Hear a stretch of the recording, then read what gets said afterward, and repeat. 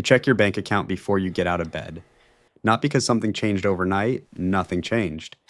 You check it anyway. That habit, that quiet, automatic pull toward the number, is the first sign that money has already started reshaping the way your mind works. And most people never notice it happening.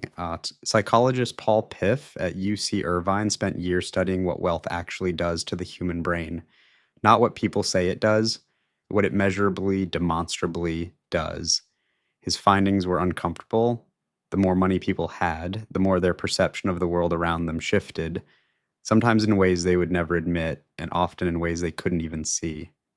This is not a story about rich people being bad.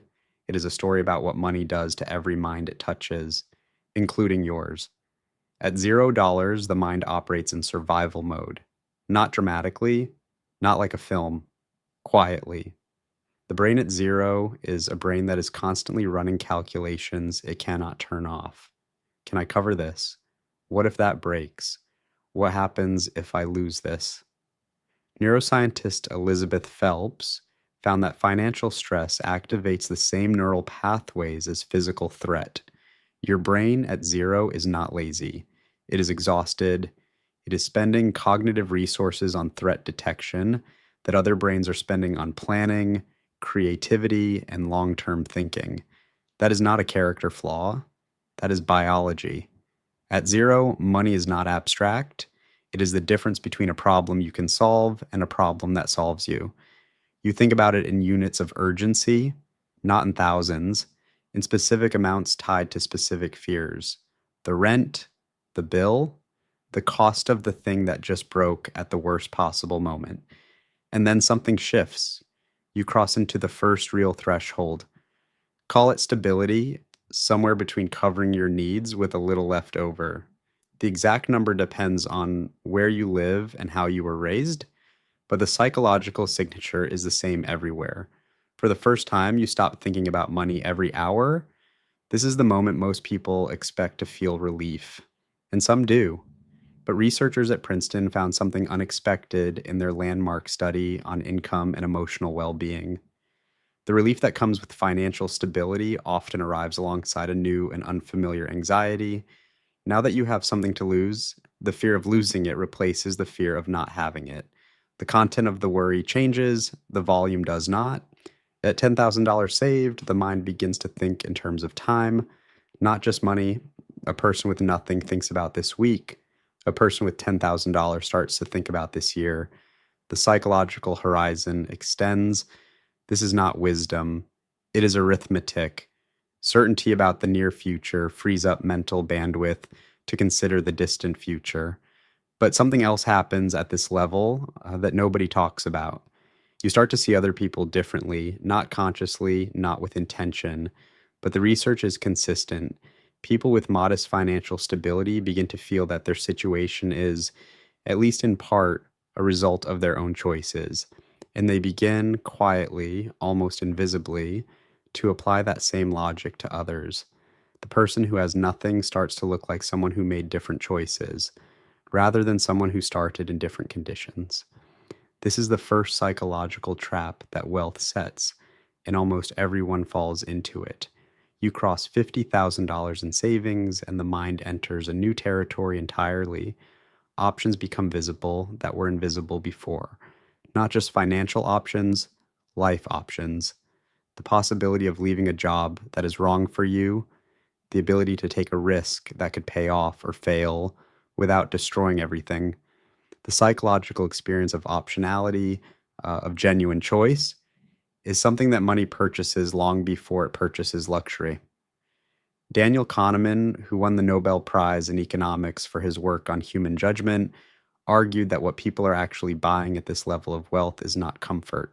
It is autonomy, the ability to say no, the ability to wait, the ability to choose the path that is right rather than the path that is available. At $50,000, you begin to understand for the first time what freedom actually feels like, and the feeling is addictive. Here's the problem. The mind adapts. Psychologists call it hedonic adaptation. Whatever you have becomes normal. Whatever felt like enough 6 months ago now feels like the floor, not the ceiling. The number that once represented safety now represents barely getting started, and the mind quietly, automatically, without your permission, resets its expectations upward. This is not greed. This is neuroscience. The brain is extraordinarily good at normalizing its environment. It evolved to notice change, not to appreciate the status quo, which means that every financial milestone you reach will eventually feel ordinary, and the next milestone will begin to look necessary. You cross $100,000 and the shift is not what you expected. The money is real, the security is real, but the satisfaction is smaller than you imagined it would be when you were at zero. You remember thinking that $100,000 would mean something. It does mean something, just not the something you thought.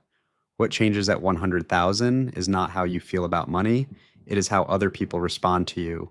Subtle things, the way a conversation shifts when certain numbers are mentioned, the way opportunities appear that were not appearing before, the way people assume things about you that are not entirely wrong but not entirely right either. Social psychologist Michael Krauss at Yale has studied the signals that wealth sends and receives. His research shows that people with money unconsciously signal their financial position in dozens of small ways, and that others unconsciously read those signals and adjust their behavior in response. At $100,000, you enter a social ecosystem that was not accessible to you before, and the rules of that ecosystem are unwritten. You are learning them in real time, mostly by making mistakes. At $500,000, the psychology undergoes its most significant shift yet. The mind stops thinking about money as a tool for solving problems. It starts thinking about money as a tool for creating distance, distance from discomfort, distance from people who make demands on your time, distance from situations you cannot control. The wealthy do not only buy things, they buy the absence of things, noise, inconvenience, uncertainty, obligation. And this is where the research gets uncomfortable again. Paul Piff's studies found that as wealth increases, empathy tends to decrease, not because wealthy people are worse humans, but because the distance that money purchases, physical, social, psychological, reduces the number of moments in which empathy is required. You encounter fewer people in distress. You're insulated from the friction that generates connection. The mind that has $500,000 is a mind that has been quietly, structurally rewired by the environment that money creates. It is not the same mind that had nothing. It is not better or worse. It is different. At $1 million, something unexpected happens. The fear comes back, not the fear of not having enough, a different fear. The fear of losing what you have, of returning to where you were, of the number going in the wrong direction. Wealth researcher Thomas Stanley, who spent decades studying millionaires, found that the psychological profile of a first-generation millionaire is often closer to someone who has nothing than to someone who inherited wealth. The memory of scarcity does not disappear. It becomes the engine of continued accumulation. $1 million feels like the beginning of security, and also like the first real thing you could lose. The mind at 1 million is a mind that has learned to distrust comfort, because comfort historically has been temporary. Between 1 million and 10 million, the changes are less about survival and more about identity. Money stops being something you have, it becomes something you are. The financial decisions you make are no longer just financial. They're expressions of who you believe yourself to be. The investments you choose, the risks you take or avoid, the way you think about the future, all of it becomes tied to a self-image that is now inseparable from your balance sheet. And this is the final and most important insight that the research offers. The mind does not become free as wealth increases. It trades one set of constraints for another. At 0, you are constrained by scarcity. At 10 million, you are constrained by the psychological way of protecting, maintaining, and justifying what you have accumulated. The number changes. The preoccupation does not. You check your bank account every morning, not because something changed overnight, but because the mind that money has built cannot imagine starting the day without knowing the number. That habit did not come from nothing. It came from every level you passed through on the way to where you are now. And if you understand that, if you can see the architecture of how your mind has been shaped by every dollar you have ever had or not had, then you have something that no amount of money can purchase. You have perspective on the thing that shapes everyone, but is examined by almost no one. That is worth more than the number in your account.